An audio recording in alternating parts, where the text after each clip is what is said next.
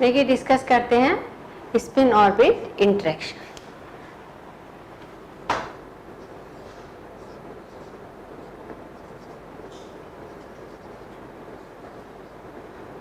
Spin orbit interaction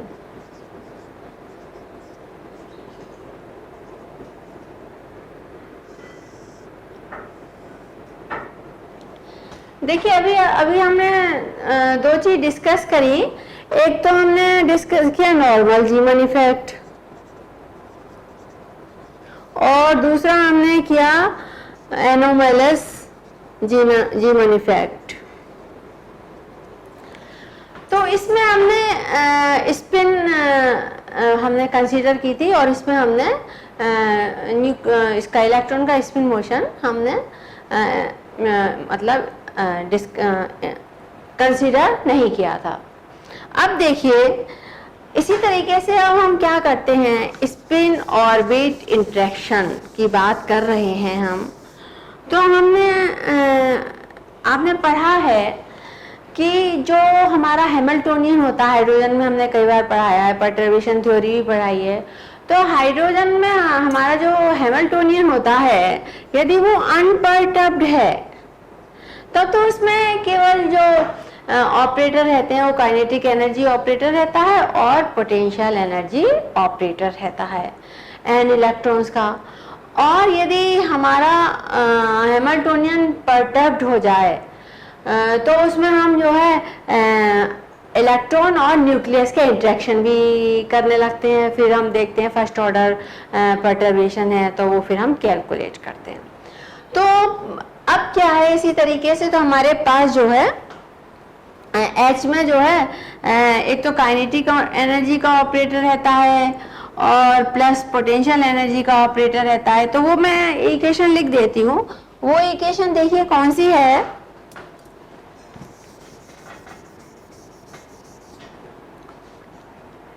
देखिए Hamiltonian operator, वैसे हालांकि इसकी जरूरत नहीं है पर मैं बता दे रही हूँ। हैमिल्टोनियन ऑपरेटर आपने कई बार देखा है, minus H cross square upon 2m summation I बराबर 1 से n इलेक्ट्रॉन, ये डेल है।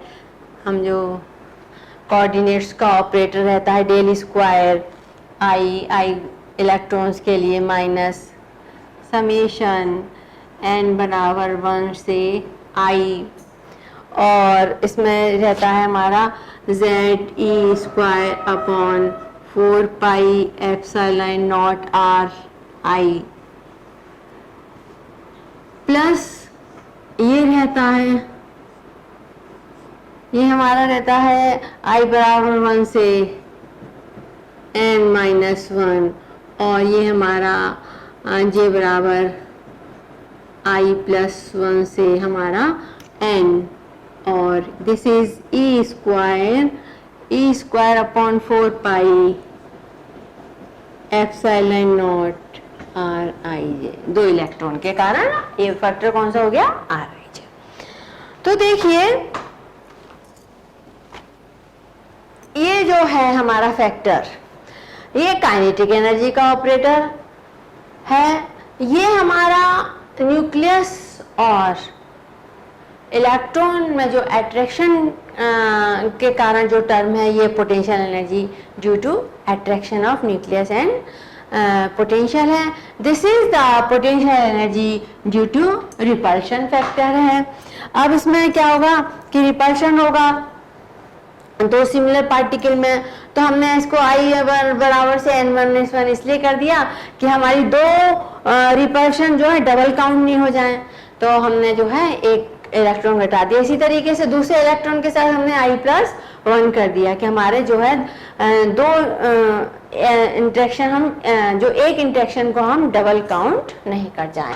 और ये हमारा जो है रिपल्शन ड्यू टू 2 इलेक्ट्रॉन्स है, potential energy due to repulsion, this is nucleus and electron का attraction and this is kinetic energy operator, correct.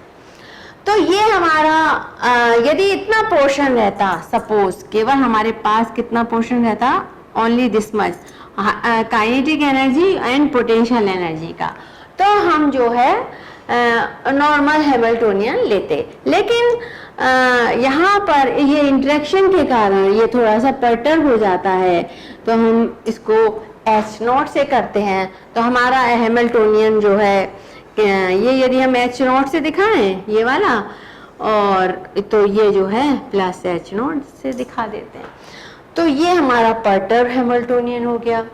अब देखिए क्या है, हम बात कर रहे हैं स्पिन ऑर्बिट इंटरेक्शन की।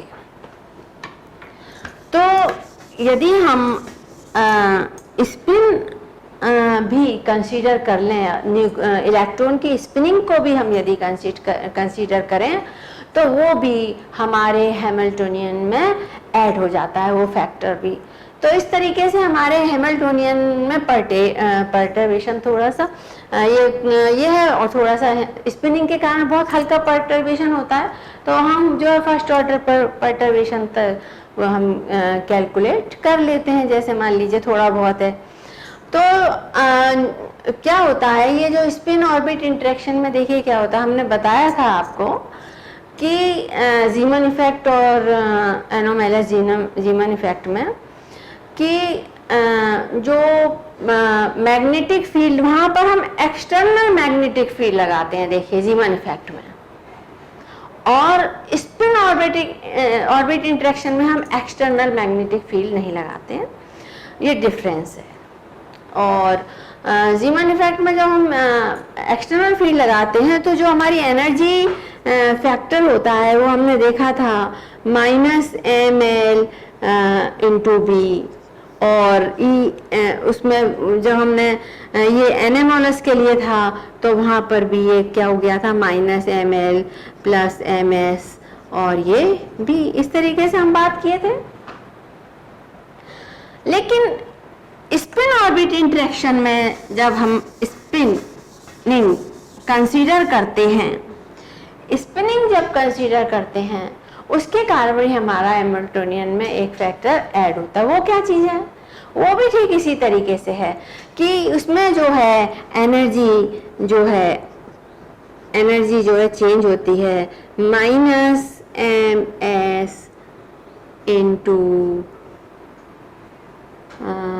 ये कह लीजिए, ये उसको अभी दिखा लेते हैं -ms × मैग्नेटिक फील्ड को तो b से ही दिखाते हैं, तो हमने दिखा दिया इससे। लेकिन यहाँ पर क्या चेंज होता है कि यहाँ पर इलेक्ट्रॉन की स्पिनिंग और इलेक्ट्रॉन जो मोशन कर रहा है न्यूक्लियस के चारों तरफ, ऑर्बिटल मोशन, उस ऑर्बिटल मोशन के कारण, सर्किल में घूमने के कारण क्या होता है, जैसे लूप में इलेक्ट्रिक करंट से मैग्नेटिक फील्ड प्रोड्यूस होती है, ठीक उसी तरीके से ऑर्बिट में जब इलेक्ट्रॉन मूव करता है तो हमारा एक मैग्नेटिक फील्ड प्रोड्यूस होती है, जिसको कि हम ऑर्बिटल मोशन के कारण होती है, तो वो ऑर्बिटल मैग्नेटिक फील्ड होती है। वो ऑर्बिटल मैग्नेटिक फील्ड जो है इस इलेक्ट्रॉन के स्पिनिंग से इंटरेक्ट करती है, उस इंटरेक्शन के कारण जो है हमारे सिस्टम में एनर्जी इंक्रीज होती है। तो ये क्या होता है, अब देखिए, तो यहाँ पर जो हमने magnetic moment, spinning magnetic moment और जो एक्सटर्नल मैग्नेटिक फील्ड नहीं थी, यहाँ खुद इलेक्ट्रॉन के ऑर्बिटल मोशन के कारण जो मैग्नेटिक फील्ड प्रोड्यूस हुई उसमें, और इलेक्ट्रॉन के स्पिनिंग के कारण जो स्पिनिंग मैग्नेटिक मोमेंट होता है उसमें इंटरेक्शन होता है, जिससे कि हमारे एनर्जी इंक्रीज कर जाती है। तो हम जो है इसके लिए हैमिल्टोनियन ऑपरेटर बनाएंगे, फिर हम एनर्जी कैलकुलेट करेंगे, क्योंकि हमारा वेव फंक्शन जो हैमिल्टोनियन है वो परटर्ब हो गया है। तो एक चीज़ और है, बहुत हम बात करते हैं स्पिनिंग जो है इंट्रिंसिक प्रॉपर्टी है, रिलेटिविस्टिक प्रॉपर्टी है। तो वो रिलेटिविस्टिक में क्या है कि वो समझा देती हूँ, लेकिन हम तो एक नॉर्मल वे में बात करेंगे कि हम इलेक्ट्रॉन जो है ऑर्बिटल में घूम रहा है, और उसके जो मैग्नेटिक फील्ड इंटरेक्ट हो रही है इलेक्ट्रॉन के स्पिनिंग मैग्नेटिक मोमेंट से। तो रिलेटिविस्टिक में क्या होता है कि जैसे सन के चारों तरफ पृथ्वी घूम रही है और हम सोचते हैं कि सन घूम रहा है, ठीक उसी तरीके से इलेक्ट्रॉन खुद तो घूम रहा होता है न्यूक्लियस के चारों तरफ, लेकिन खुद सोचता है कि मैं न्यूक्लियस देखो मेरे चक्कर लगा रहा है, न्यूक्लियस मेरे चारों तरफ घूम रहा है। तो ये रिलेटिविस्टिक केस हो जाता है। और यहाँ पर उसी लिए जो डायरेक्ट ने जो इसका ट्रीटमेंट किया उसको हम रिलेटिविस्टिक ट्रीटमेंट बोल देते हैं।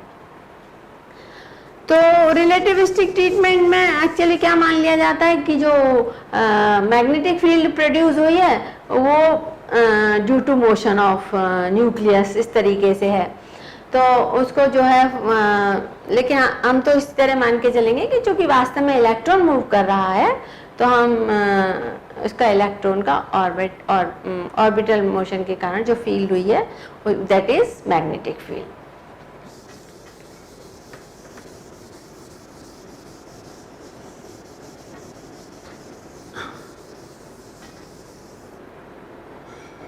तो जो एनर्जी ड्यू टू और स्पिन ऑर्बिट इंटरेक्शन है ई, स्पिन ऑर्बिट इंटरेक्शन, इसके लिए देखिए हमारे पास एक फॉर्मूला है स्पिन ऑर्बिट इंटरेक्शन के लिए जो हमारे पास वो है that is 1/2m e square 2m square c square upon 1/r dv upon dr और l into s। This is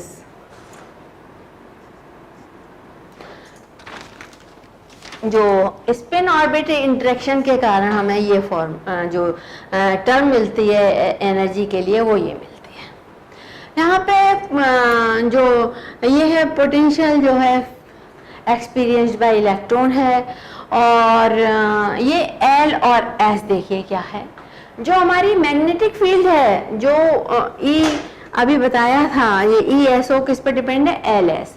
तो जो मैग्नेटिक फील्ड है वो L के डायरेक्टली प्रोपोर्शनल है, और जो स्पिन मैग्नेटिक मोमेंट है वो इलेक्ट्रॉन के स्पिन के डायरेक्टली प्रोपोर्शनल है।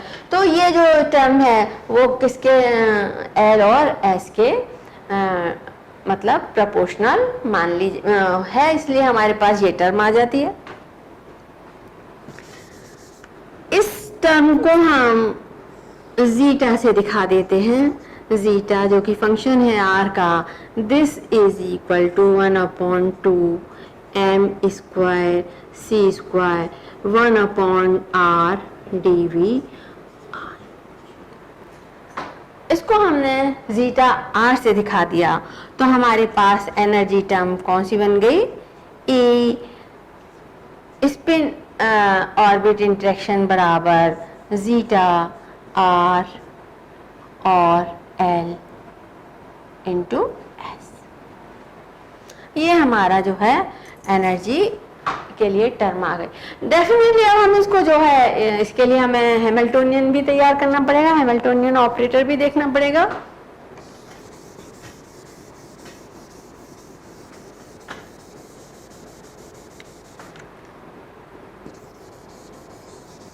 तो इसके जो इसका जो कॉरेस्पॉन्डिंग ऑपरेटर है वो देखिए HSO that is zeta R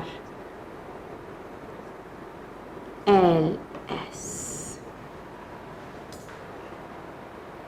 ये हमारे पास जो है इसका हैमिल्टोनियन ऑपरेटर बन जाता है। अब हमें LS की वैल्यू मालूम होनी चाहिए। LS कपलिंग में मैंने बताया था कि टोटल इलेक्ट्रॉन्स के angular moment orbital angular momentum, और जब टोटल इलेक्ट्रॉन्स के सारे स्पिन एंगुलर मोमेंटम इंटरेक्ट करते हैं आपस में तो हमको टोटल एंगुलर मोमेंटम मिलता है, जिसको कि हम किससे बोलते हैं, जे से रिप्रेजेंट करते हैं, एलएस कपलिंग बोलते हैं। ये सब मैंने आपको बता चुकी हूँ, एलएस कपलिंग और जे कपलिंग में। और लेस देन 30 जो एटॉमिक नंबर्स रहते हैं उनके लिए हम एलएस कपलिंग लेते हैं, और ग्रेटर देन जो 30 होते हैं वहां पर इलेक्ट्रॉन अपने ही, एक इलेक्ट्रॉन अपने ही ऑर्बिटल और अपने स्पिनिंग से इंटरेक्ट करता है, तो वहां पर इस तरीके से जे कपलिंग हो जाती है। बहुत सारे, इतना सारे इलेक्ट्रॉन्स हो जाते हैं कि ये इलेक्ट्रॉन्स अपने ही एंगुलर मोमेंटम से इंटरेक्शन कर लेते हैं, दैट इज जे कपलिंग। तो यह हमारा हैमिल्टोनियन ऑपरेटर है। तो हम जानते हैं कि J इज इक्वल टू क्या है हमारा, L प्लस एस, और यदि हम J स्क्वायर लें तो ये हमारा क्या हो जाएगा, L प्लस एस और L प्लस एस। ऑपरेटर के बारे में बात, ऑपरेटर उनके बना रहे हैं हम, तो हम इसको ऑपरेटर टर्म्स में ले लेते हैं, और ये हो जाएगा L square plus S square, या बाद में कर लेंगे ऑपरेटर टर्म में, अभी तो हम देख लेते हैं। L square plus L square, ये वेक्टर मान लीजिए, प्लस 2LS। यहाँ पर L और S कम्यूट करते हैं, इसलिए ये 2LS हुआ है, क्योंकि LS कम्यूट करते हैं SL से, तो therefore it is 2LS। तो यहाँ से हम क्या निकाल सकते हैं, that 2LS is equal to J square minus L square और minus S square, therefore LS is equal to half J square minus L square minus S। तो हमारे पास देखिए ये दोनों LS डॉट प्रोडक्ट के हमारे पास, ये जो LS है इसकी हमारे पास यदि हम ऑपरेटर के उसमें लेंगे तो इस ऑपरेटर की हमारे ऑपरेटर फॉर्म आ गई, क्या है, 1/2 J square minus L square minus S square. तो ये हमारे पास जो है ऑपरेटर फॉर्म आ गई। अब हम जो है इसे ऑपरेटर में कन्वर्ट कर दिए।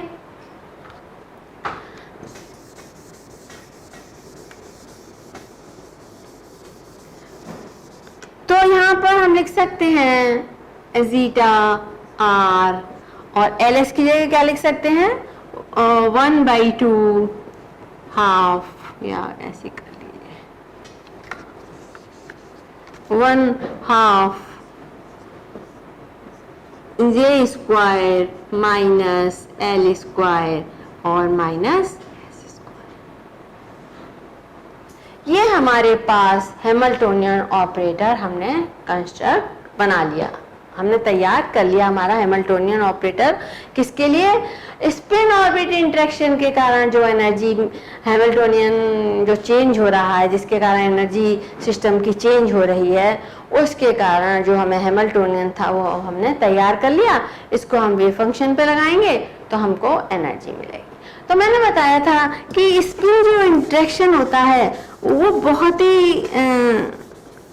ही हल्का पर्टर्बेशन कर पाता है सिस्टम को, सिस्टम में बहुत ही हल्की हलचल दे पाता है।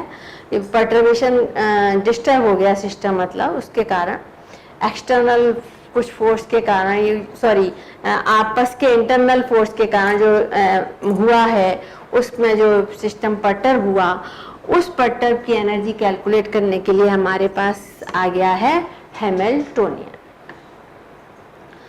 तो पर्टर्बेशन, फर्स्ट ऑर्डर पर्टर्बेशन के लिए यदि हमें कैलकुलेट करना है एनर्जी, तो आपको बताया था ये एवरेज एनर्जी ESO कैसे कैलकुलेट कर सकते हैं हम, वेव फंक्शन शाई, और हमारा ये है ऑपरेटर LS, ऑपरेटर शाई। वेव फंक्शन नॉर्मलाइज्ड है, तो हमारी जो पर्टर्बेशन, जो एवरेज पर्टर्बेशन से जो एनर्जी कैलकुलेट करनी है वो हम इस फॉर्मूले से कर लेते हैं। तो देखिए अब क्या करेंगे।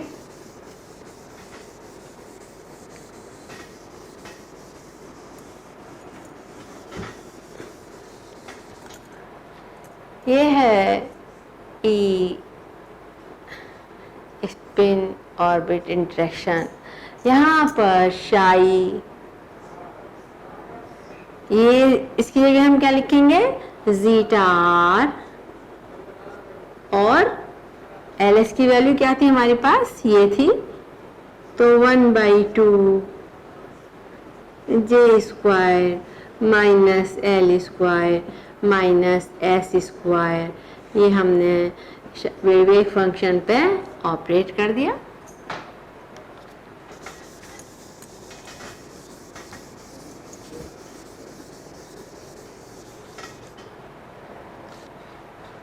ये सब हमारे नंबर हैं, ये सब जो है ये नंबर है, हम इसको बाहर ले सकते हैं। लेकिन पहले हम जो है क्या करते हैं, आइगन वैल्यू इसकी ले लेते हैं, इस ऑपरेटर की जो आइगन वैल्यू आएगी इस पे ऑपरेट करने के कारण, तो वो हमें क्या मिल जाएगी, E S O is equal to, या ऐसा भी कर सकते हैं हम, चलिए, शाई जीटा आर और हाफ जे स्क्वायर की ऑपरेटर की, सबकी आपको आइगन वैल्यू मालूम है। जे स्क्वायर जब वेव फंक्शन पर ऑपरेट करेगा तो क्या वैल्यू देगा, हमें देगा J plus 1 H cross square minus L square, क्या देगा, एल स्क्वायर भी यही देगा, L plus 1 H cross square, और इसी तरीके से माइनस ये क्या देगा, S plus 1 H cross square, और ये शाई, और ये हमको इस ऑपरेटर जब वेव फंक्शन पे हमने ऑपरेट किया तो इस वेव फंक्शन की हमको ये आइगन वैल्यू मिल गई। ये सब नंबर हैं तो हम इसको बाहर निकाल सकते हैं, e S o zeta r, ये कांस्टेंट अभी बताया था, इसमें 1/2 m square c square d v over d r बना, और ये सब कांस्टेंट है, हमने बाहर निकाल लिए, और 1/2 ये क्या है, क्या बचा, J plus 1 minus L plus 1 minus S plus 1,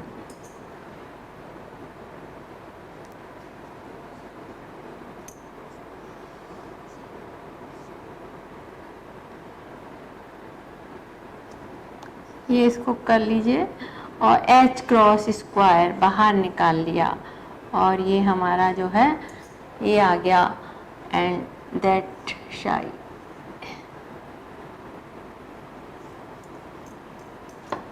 ये इसको बाहर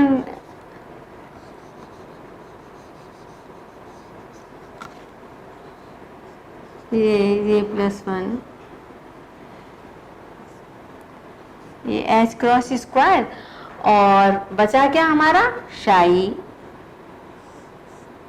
ये मल्टीप्लिकेशन में क्या बचा, शाई, और इसको रहने देते हैं, अंदर ही रहने देते हैं, यदि ये भी ऑपरेटर का एक पार्ट है, शाई जीटा आर शाई, ये हमारा जो है मिल गया।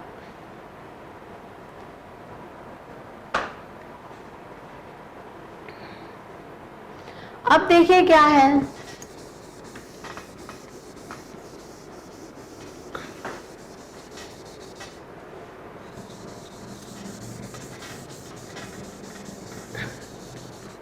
तो हम ये ई सॉरी हाँ ESO निकाल रहे हैं, तो ये हमारा क्या आ गया, ये शायद इसको कैसे लिख सकते हैं हम, ये एवरेज वैल्यू ऑफ जीटा और इनटू हाफ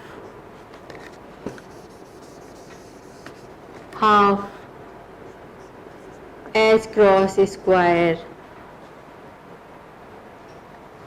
ये इधर से कॉमन निकाला है हमने,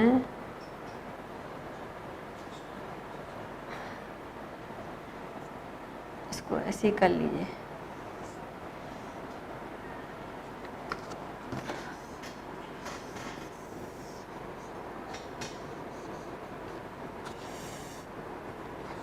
ये जो है हमारा आ गया हाफ लाइक दिस, ये अंदर का। तो ये हाफ एच क्रॉस स्क्वायर, और इसको हमने क्या दे दिया है, zeta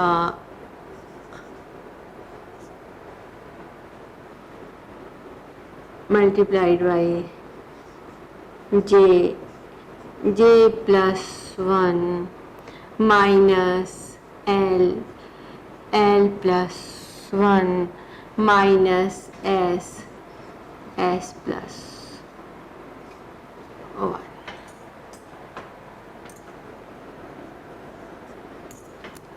This is like this.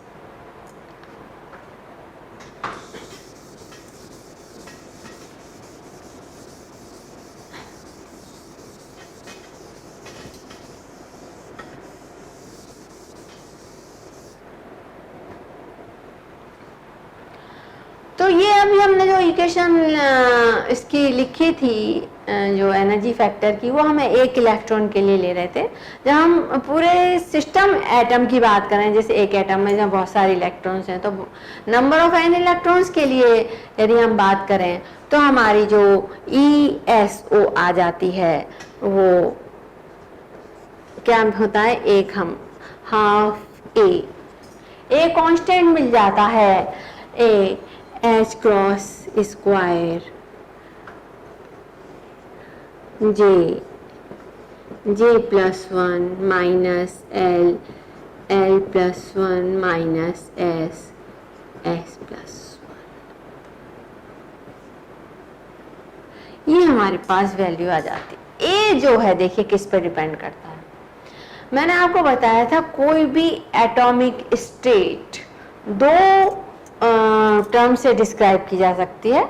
एक तो एटॉमिक टर्म कौन सी होती है, L2s+1, और एटॉमिक टर्म सिंबल या जिसको कि हम एटॉमिक टर्म लेवल भी बोलते हैं, तो वो किससे डिसाइड होती है, वो उसका सिंबल क्या है, ये है सर J लग जाता है। एटॉमिक टर्म सिंबल में और एटॉमिक टर्म में सिर्फ एक ही चीज का अंतर है कि इसमें J होता है और इसमें J नहीं होता।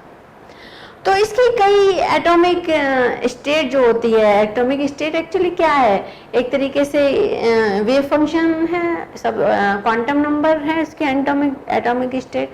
तो हुंड्स में मैंने बताया था कि जो इन एटॉमिक टर्म के जो कॉरेस्पॉन्डिंग स्टेट्स होती हैं, एटॉमिक स्टेट्स आती हैं, तो उन पर यदि हम हैमिल्टोनियन ऑपरेटर लगाएं तो हम direct ground state energy calculate कर सकते हैं। लेकिन वो बहुत ही टीडियस जॉब है। सोचिए एक श्रोडिंगर वेव इक्वेशन को वन डायमेंशनल बॉक्स में ही हम जब कैलकुलेट इवेल्युएट करते हैं तो बहुत बड़ा वो रहता है, डिफिकल्ट जॉब है श्रोडिंगर वेव इक्वेशन को सॉल्व करना। तो इसलिए हमें हुंड्स रूल ने बहुत अच्छा ग्राउंड स्टेट एनर्जी को कैलकुलेट करने के लिए बताए तरीके, जो मैं आपको बता चुकी हूँ। तो ये जो एटॉमिक टर्म और एटॉमिक टर्म लेवल में J का फर्क रहता है। तो ये जो A है, A केवल किस पे है, किस पे डिपेंड करता है, एटॉमिक टर्म। ये A जो है किसके लिए है? एटॉमिक टर्म के लिए है, और एटॉमिक टर्म किस पे डिपेंड करती है? एल और एस पे डिपेंड करती है, जे पे डिपेंड नहीं करती। अब जे कब मिलेगा? जे हमें जब एल और एस अलग हैं तो हमारी जो है एटॉमिक टर्म है। जब एल और एस की कपलिंग हो जाती है तो हमको टोटल एंगुलर मोमेंटम मिलता है, तब हम उसको बोलते हैं जे। तो हमको इंटरेक्शन के बाद हमें जे मिलने लगता है। तो देखिए ये जो ए है, चूंकि एटॉमिक टर्म पे है तो एल और एस पे डिपेंड करता है, और जे पे डिपेंड नहीं करता। और जो हमारी एनर्जी है वो एल और एस पर डिपेंड नहीं करती है, वो किस पे डिपेंड करती है? वो जे पर डिपेंड करती है। अभी हम लोग जब अभी कैलकुलेशन करेंगे तो पता लग जाएगा कि एनर्जी जो है एल और एस पे क्या नहीं करती है डिपेंड। तो देखिए ये हमारे पास वैल्यू आ गई। अब मान लीजिए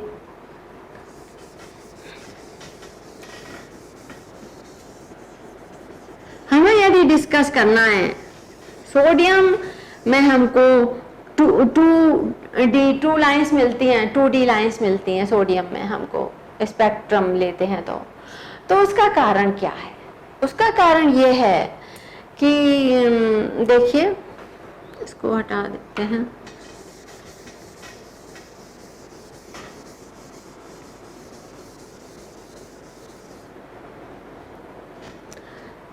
सोडियम का सॉरी वो इलेक्ट्रॉनिक कॉन्फ़िगरेशन क्या है? 1s2 2s2 2p6 8 हो गए, और हमारा 3s, ये हमारा सोडियम का इलेक्ट्रॉनिक कॉन्फ़िगरेशन है। ये हमारी कौन सी स्टेट हुई? ये ग्राउंड स्टेट है। तो ग्राउंड स्टेट के लिए हम जब तैयार करेंगे तो हमारे ये तो कंप्लीटली फिल्ड है, तो हमारी ग्राउंड स्टेट में देखिए क्या आएगा? 3s लेंगे, इसको डिकोड करिए। s के लिए l बराबर क्या हो गया? 0। एक ही इलेक्ट्रॉन है तो s बराबर कितना हो गया? हाफ हो गया।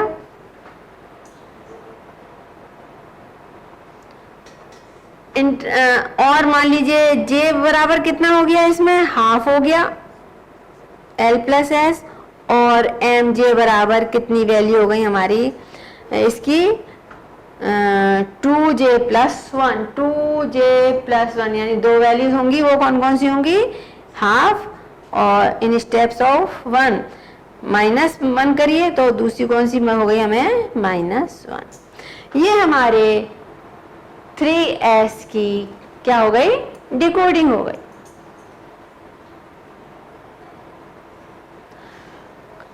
अब मान लीजिए हमारा एक जो इलेक्ट्रॉन है वो एक्साइटेड कंडीशन में चला गया, p में चला गया। मान लीजिए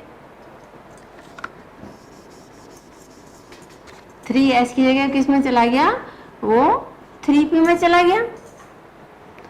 तो 3p के लिए हमारे पास इस तरीके से कोडिंग डिकोडिंग करेंगे हम। तो 3p के लिए l बराबर क्या है हमारे पास? 1। एक ही इलेक्ट्रॉन है तो s बराबर क्या हो गया? हाफ। इसमें भी हमारा j बराबर कितना हो गया? हाफ। mj बराबर कितना है? हाफ और माइनस। ये हो गया, हमें इस तरीके से हमने डिकोडिंग कर ली। अब देखिए क्या करते हैं,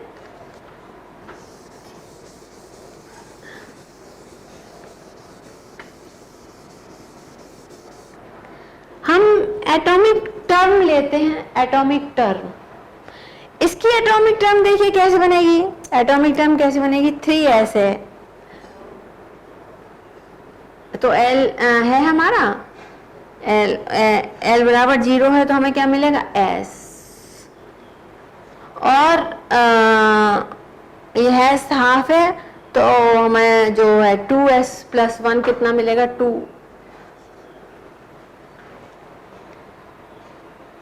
ये हमारा क्या हो गया, इसका एटॉमिक टर्न। और p के लिए हम करेंगे तो l बराबर 1 है तो हमें क्या मिलेगा, p। बाकी s बराबर हाफ है तो हमें क्या मिल जाएगी, 2p।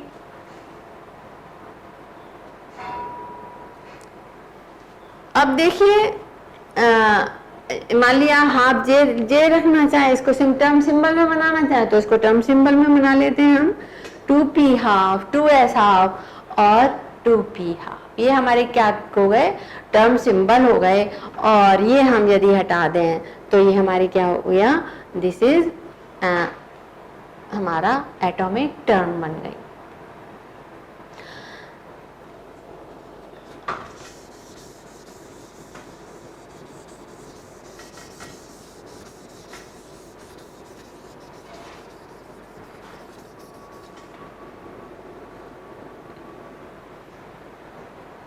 तो इसके लिए मान लीजिए हमने देखा 2s हाफ है और जे इसमें 2p हाफ, ये कर लिया।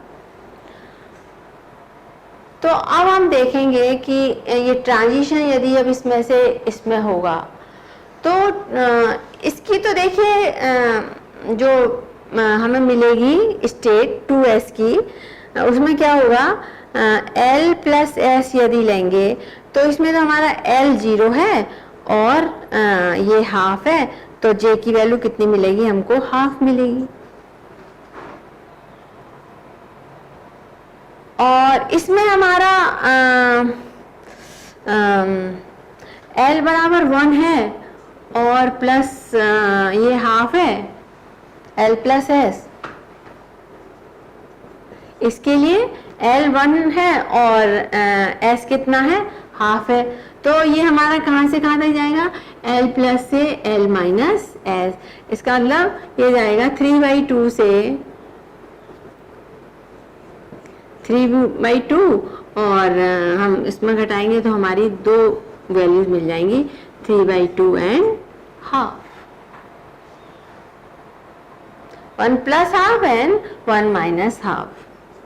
तो यहाँ पर हमको जो j की कितनी वैल्यू मिली है, 2 मिली है। तो यहाँ पर तो जो टर्म सिंबल रहेगा केवल एक ही 2s, लेकिन यहाँ पर हमको कितने टर्म सिंबल मिलेंगे, 2p 3/2 और 2p हाफ। ये हमें दो टर्म सिंबल मिल गए। तो इसमें j की वैल्यू एक बार 3/2 है, इसमें j की वैल्यू एक बार हाफ है और ये हमारा केवल एक ही है, 2s हाफ। तो देखिए अब हमें इन दो एनर्जी जो सिंबल मिले, यानी तो इनकी हम देखिए एनर्जी कैलकुलेट करके बताते हैं आपको।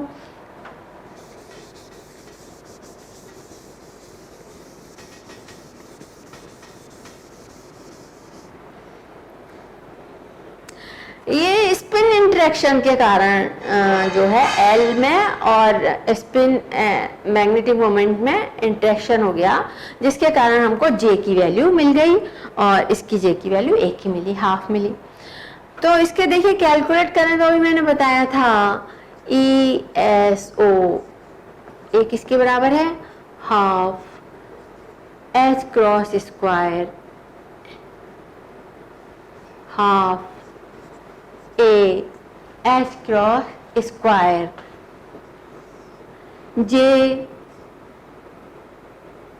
J plus 1 minus L plus 1 minus S plus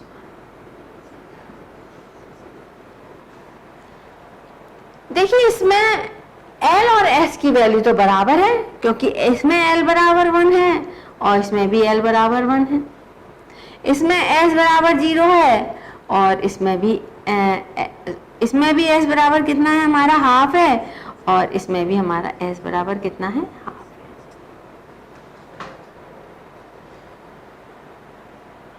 ठीक है, तो इस इसमें हमको मिला था 3/2 और इसमें हमें मिली थी जे की वैल्यू, इसमें हमें मिली थी 3/2 और इसमें हमें जे की वैल्यू मिल गई थी 1/2। तो एक बार इसके लिए कैलकुलेट कर लेते हैं, एक बार इसके लिए कैलकुलेट कर लेते हैं। तो हमारे पास क्या होगा, half A H cross square, J कितना है 3/2, 3/2 प्लस 1 5/2 माइनस एल कितना है इसके लिए 1 है, 1 प्लस 1 माइनस एस कितना है हमारा इसके लिए 1/2 और ये 3/2, 1/2 प्लस 1 3/2, ये हो गया half A H cross square, ये कितना है 15/4 माइनस 2 माइनस 3/4, ये 11/4 हो गया। ये कितना हो गया 15/4 माइनस 11/4, इसका मतलब 4/4 इज इक्वल टू 1। अब देखिए मैं आपको बताऊं कि इसमें भी जब मैं ये कैलकुलेट करूंगी तो L और S बराबर हैं, इसलिए ये जो ये वाला फैक्टर आया 11/4 ये मैं ऐसे की ऐसे रख दूंगी और J की वैल्यू जरूर चेंज हो जाएगी, फिर घटा के देख लेंगे। तो हमारा किसकी वैल्यू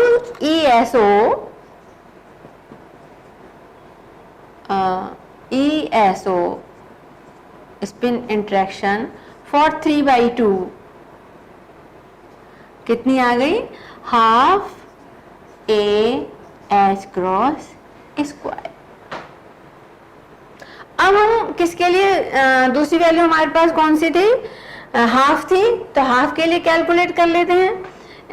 ये बस यही बदल जाएगा, और तो मैंने बताया था कि नहीं बदलेगा, हाफ और ये हाफ प्लस 1 3/2, तो ये हो गया हमारा 3/4। 3/4 में से माइनस 11/4 घटा दीजिए तो हमारा बचेगा माइनस का 8 आएगा, -8/4 और -8/4 तो ये हो जाएगा 2, दिस इज -2।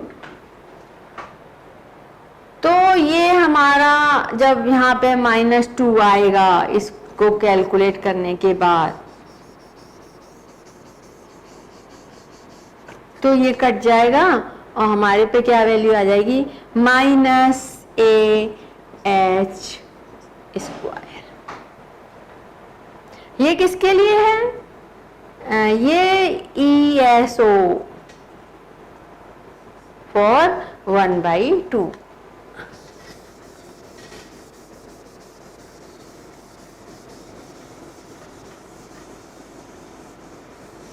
इसका मतलब जो P में इलेक्ट्रॉन गया, यदि हमें ये सब नहीं मालूम होता तो हम तो बोल देते S से जो है P में गया है, हमको एक लाइन मिल जा रही है S से P में। लेकिन P की एनर्जी की जो वैल्यू स्पिन ऑर्बिट इंटरेक्शन हुआ है तो आपको क्लियर कट दो वैल्यू दिखाई दे रही है, एक -AH square AH cross square और एक हाफ AH क्रॉस स्क्वायर। ठीक, तो ये जो वैल्यू है ये इसकी हाफ है, तो ये जो सोडियम लाइन की है ये ऊपर वाली जो है हाफ AH क्रॉस स्क्वायर और ये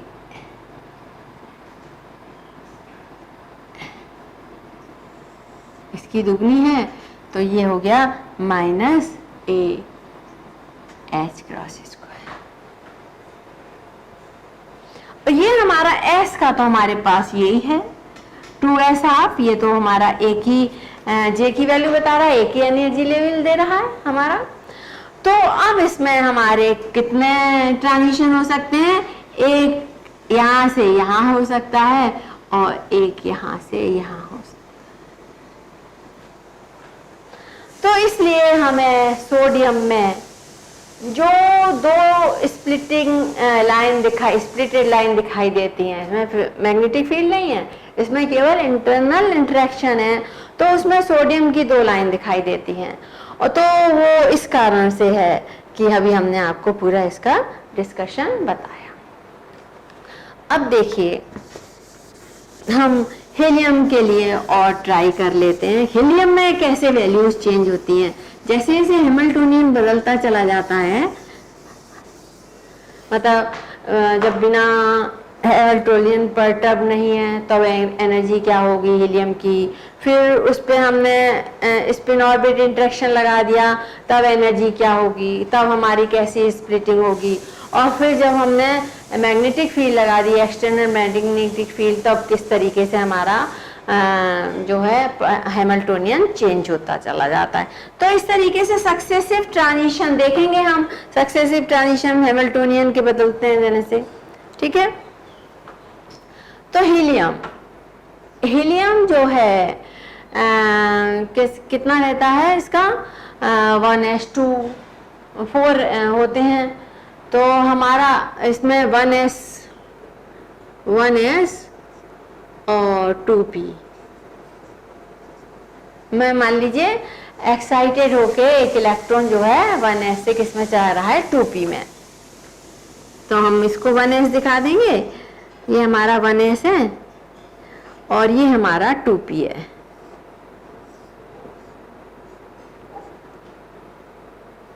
तो देखिए यदि हमारा जो एक इलेक्ट्रॉन यहाँ से जा रहा है, एक इलेक्ट्रॉन तो इसमें रह जाएगा, और एक्साइट होके यदि हमारा एक इलेक्ट्रॉन पैरेलल स्पिनिंग के साथ एक्साइटेड हुआ तो हमारे इसमें तो s बराबर 0 होगा, क्योंकि प्लस माइनस थे पहले और ये एक्साइट होके गया है, तो ये तो s बराबर 0 होगा। या फिर इसको ऐसे देखते हैं, ये मान लीजिए ऐसे है और ये ऐसे, यहाँ पर हमारा s बराबर 0 है। ये इलेक्ट्रॉन मान लीजिए एक्साइटेड होके गया, यदि ये पैरेलल स्पिनिंग के साथ गया तो हमारा यहाँ पर s क्या हो जाएगा? Half plus half that is equal to 1 जुड़ जाएंगे। मैंने बताया था आपको दोनों की L1 प्लस L2 फिर L3 से जोड़ते हैं। जब पीडीएफ के कराए थे मैंने आपको नॉन इक्विवेलेंट इलेक्ट्रॉन्स में, तो s बराबर 1 आ गया, और मान लीजिए एंटी पैरेलल गया तब s की वैल्यू हमारी कितनी होगी? 0। तो यहाँ पर हमको s की कितनी वैल्यू मिल गई जब एक्साइटमेंट हुआ? तो या तो s बराबर क्या हो सकता है? एक 0 हो सकता है, एक s बराबर 1 हो सकता है, और एक s बराबर हमारा क्या हो सकता है? 0 हो सकता है। यहाँ के लिए L बराबर तो 0 है और यहाँ के लिए हमारा L बराबर P है, इसलिए L बराबर हमारा कितना है? 1 है। तो अब देखिए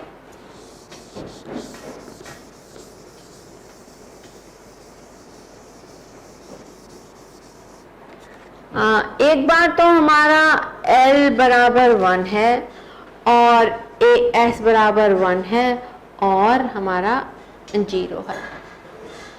तो L प्लस S यदि करेंगे तो हमको कितना मिलेगा? 1 प्लस 1, यानी J की वैल्यू कितनी मिलेगी? 1 प्लस 1 से 1 माइनस 1, तो ये 2 1 2 1 एंड 0। हमारे पास J की कितनी वैल्यू आ गई? 2 1 0। ये तो mj की कैसे मिलेंगी वैल्यू? mj की इसके लिए कितनी मिलेंगी? 2j प्लस 1 यानी 5 मिलेंगी। 5 कौन कौन सी होंगी? 2 1 0 माइनस 1 एंड माइनस 2। जब j बराबर 1 है जब J बराबर 2 है तो ये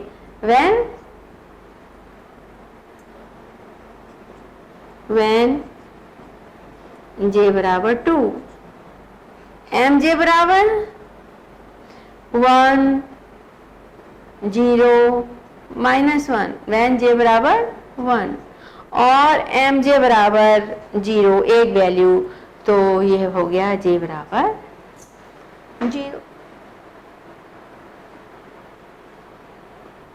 ये हमारा स्पिन ऑर्बिट इंटरेक्शन के कारण हुआ है, क्योंकि हम J ले रहे हैं। स्पिन ऑर्बिट इंटरेक्शन के कारण ये हमें वैल्यू मिल गई। तो देखिए पहले हमारा क्या क्या था, हमारे पास 1s था, 2p था। तो हम जो है ये वैल्यूज तो हमारे पास आई गई हैं J की, तो इसको हटा सकते हैं।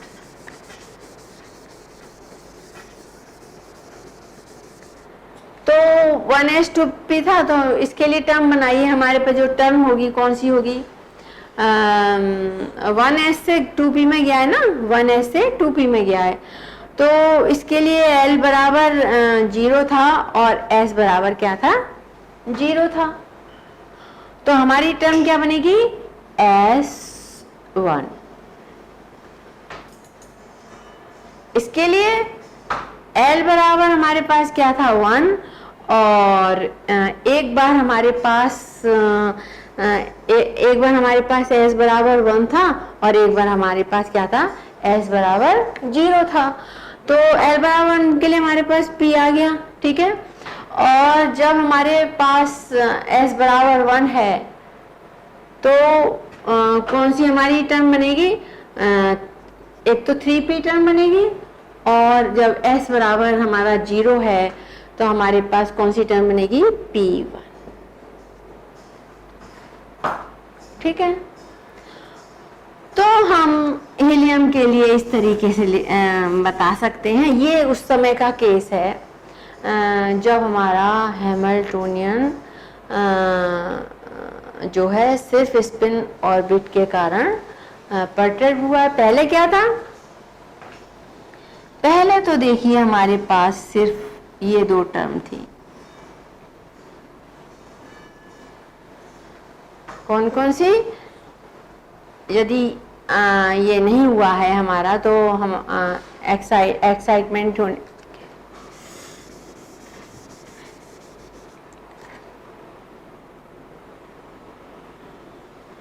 ये हमारा जब हैमिल्टोनियन अनपर्टर्ब्ड है तब इसके लिए कौन सी टर्म मिलती हमको, 1s, और इसके लिए हमको कौन सी टर्म मिलती, ये उसके लिए कौन सी टर्म मिलती, सिर्फ p के लिए L बराबर 1 हो जाता और हमारा ग्राउंड स्टेट में ही है तो S बराबर क्या होता, 0 रहता। तो हमारे पास केवल कौन सी टर्म होती, ये 1p। तो हम इसको दिखा सकते हैं कि हमारे पास एक तो 1p होता और एक हमारे पास कौन सा होता, 1s। एक हमारे पास 1s। यही केवल हमारा ट्रांजिशन देता, एक लाइन दे देता। तो लेकिन अब क्या है, 1p हो गया। यहाँ पर हैमिल्टोनियन सिर्फ जब जैसे ही हमने इंटरेक्शन लगाया HSO हैमिल्टोनियन ये हुआ तो 1p तो देखिए हो ही रहा, 1p हाफ एक ही रहा। लेकिन हमारी J की वैल्यू कितनी हो गई, ये इसमें हमको कितना मिल गया, दो वैल्यू मिल गई, सॉरी 1s भी हमारा उतना रहा, 1s तो हो ही रहा बताया। तो 1s और 2p का यदि हम एटॉमिक टर्म बनाएंगे तो हमारा कैसे बनेगा, मैंने बताया था आपको 1s और 2p के एटॉमिक टर्म में जो है नीचे यदि 1s है तो 1s के लिए जो है हमारा s बराबर तो हाफ रहेगा और इसके लिए l बराबर हमारा 0 हो जाएगा और j बराबर कितना होगा हमारा हाफ हो जाएगा। ठीक है, तो इसके लिए जो एटॉमिक टर्म सिंबल बनेगा वो हमारा एक ही रहेगा, s हाफ और 2, ये हमारी s की होगी। और 2p के लिए क्या हो जाएगी, बताया था अभी हमने, 2p के लिए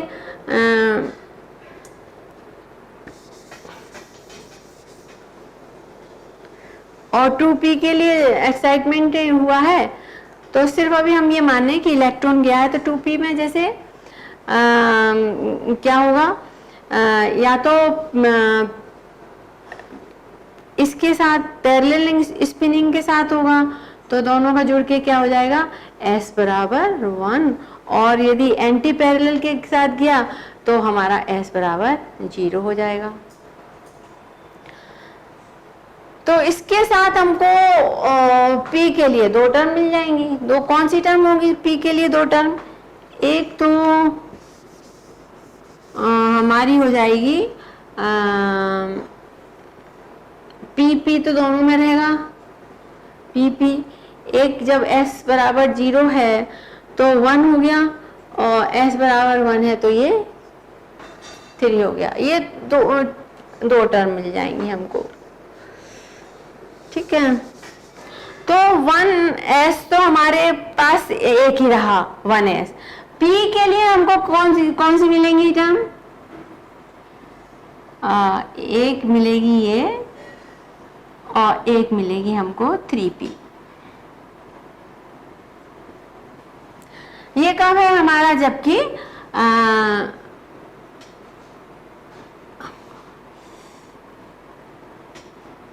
3p और ये 1, ये केवल तब है जब हमने सिंपली जो है एक इलेक्ट्रॉन पैरेलल स्पिनिंग के साथ एक्साइट हुआ है या फिर एंटी पैरेलल स्पिनिंग के साथ एक्साइट हुआ है, तो हमको ये p की 2 एटॉमिक टर्म मिल जाएंगी। अब देखिए यहाँ पर ये बिना अभी हमारा हैमिल्टोनियन सारे परटर्बेशन से फ्री है।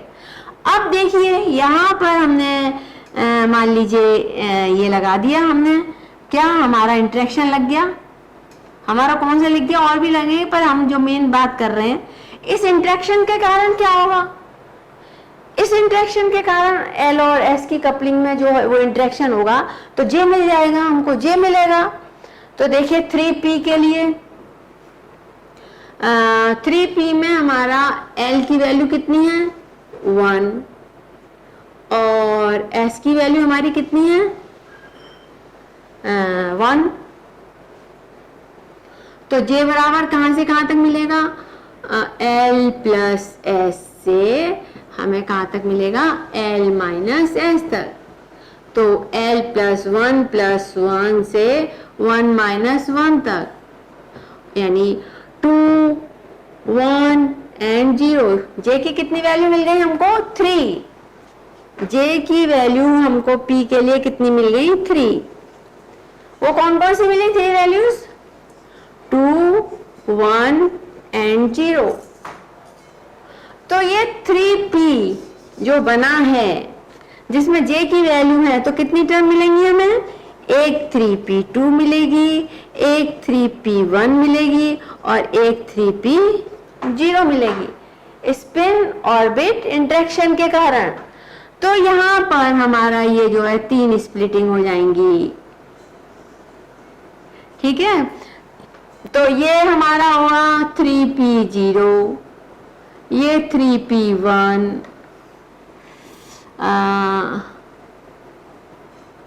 ये 3p0, ये 3p1 और ये 3p2। ये किसके कारण है, स्पिन ऑर्बिट इंटरेक्शन के कारण। जो हमारा 3p था वो 3 में डिवाइड हो गया, क्योंकि हमारे पास 3 की जे की कितनी वैल्यूज मिली है हमें 3। इन 3 के कारण जो हमको 3 डिफरेंट एनर्जी लेवल्स मिले हैं, क्योंकि जे हमको एनर्जी लेवल्स बताता है। अब देखिए 1p के केस में, देखिए 1p के केस में क्या होगा। 1p के केस में हमारा जे की वैल्यू कितनी है, 1p में हमारा क्या था, L बराबर क्या था 1 और S बराबर क्या था हाफ। ये 1 आ रहा है हमारा, यानी S बराबर क्या था 0। एक दूसरा केस हमारा 0 का है। एक बार जब पैरेलल स्पिनिंग से एक्साइट हुआ तो S बराबर 1 और एंटी पैरेलल के साथ गया तो S बराबर 0। तो 1 के साथ हमने ले लिया, अब हमारा S के साथ 0 करेंगे तो L plus S, L minus S, L plus 1 plus 0 से 1 माइनस 0, यानी हमको एक ही वैल्यू मिलेगी, एक ही वैल्यू मिलेगी हमको जे की। तो वो जे की वैल्यू कौन सी होगी, दैट इज 1p1। जे की हमको कौन सी मिली 1p1, एक ही रहा आएगा। इसमें स्पिन ऑर्बिट इंटरेक्शन के कारण स्प्लिटिंग नहीं हुई है। अब देखिए, अब हम एक्सटर्नल फील्ड लगा देते हैं। यहां पर हम H0 plus H plus external magnetic field लगाई। एक्सटर्नल मैग्नेटिक फील्ड लगाई तो देखिए क्या होगा, ये mj कितनी वैल्यू लेगा, when j बराबर 2, mj कितनी वैल्यू लेगा 2j प्लस 1, इसका मतलब 5 वैल्यूज लेगा। 5 वैल्यूज कौन सी होंगी 2 1 0 माइनस 1 एंड माइनस 2। तो ये 3p2, तो हम ये कौन सा है 3p2, j बराबर 2, 3p2 ये किस में डिवाइड हो जाएगा 1 2 3 4 5, ये 0 plus 1 plus 2 minus 1 and minus 2। j बराबर 1 तो mj बराबर 3 वैल्यूज लेगा, वो कौन कौन सी होगी 1 0 माइनस 1। तो ये हमारा 3p1 किस में हो जाएगा 1 2 एंड 3, 0 प्लस 1 एंड माइनस 1।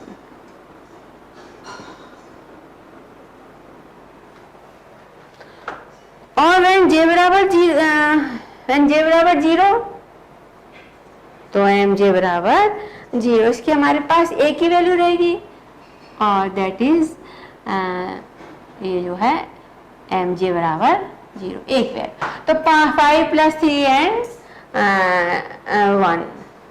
तो यहाँ पे जो है हमको जो डिजेनरेसी थी 9-फोल्ड डिजेनरेसी थी, वो अब स्प्लिटिंग हो गई 3 में। जी एक्सटर्नल फील्ड के कारण जो है हमारे को स्प्लिटिंग मिल गई। तो इस तरीके से हमने देखा कि हीलियम को कैसे कैसे हम हैमिल्टोनियन करते चले जाते हैं और हमको डिफरेंट एनर्जी लेवल्स मिलते जाते हैं, क्योंकि हमें हैमिल्टोनियन क्या दे रहा है, एनर्जी दे रहा है। जैसे जैसे हैमिल्टोनियन की वैल्यू बदलती चली जा रही है, यहाँ पर हमने देखा कि हमको एनर्जी लेवल्स जो है डिफरेंट मिल रहा है। तो that's all about spin orbit interaction. अब मैं लूंगी virial theorem, next time virial theorem.